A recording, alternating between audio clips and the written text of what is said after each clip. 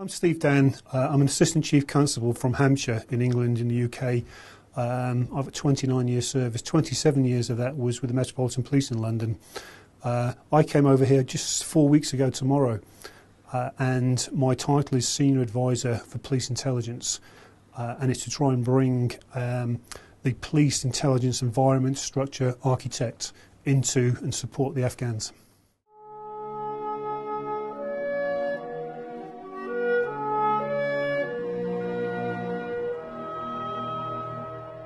At the time, 9/11, I was based in Northern Ireland and I was working for the Police Ombudsman, dealing with investigations into corruption, police shooting deaths in custody.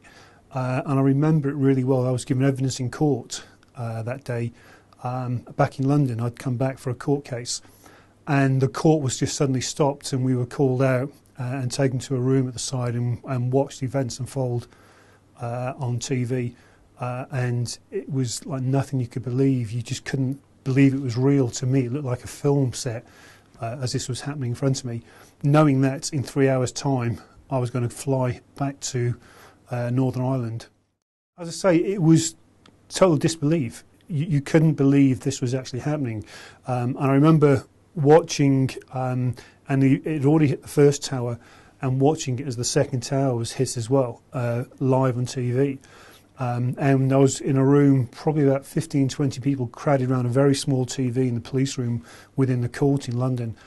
And we were just speechless. I mean, there was this strange silence in the room that we couldn't believe what was happening in front of us. And the scale of it.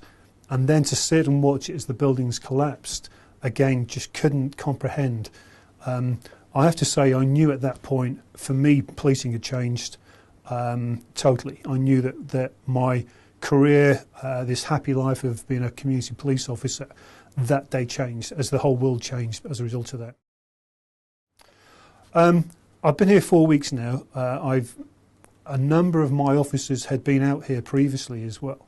And if I didn't think we could leave a sustainable legacy behind us, particularly from a police side of things, I wouldn't be here.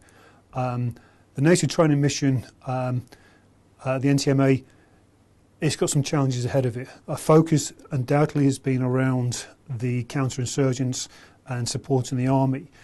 We're now trying to move towards the policing model within NTM-A and supporting that, which is why the number of blue shirts, as they're referred to, and the number of civilian police officers has increased here. My own belief, we can do it. We can give them something to work with, and we've got to, I think, very quickly move to a position where we provide the oversight. At the moment, we're still leading in too many areas. We've got to give them the confidence, give them the tools to actually take the lead and take the lead on a number of the initiatives that are taking place. Being here, and I have to say, I would never have guessed even 2 months ago, 3 months ago, that I'd be sat in Afghanistan doing what I do. It went so quickly.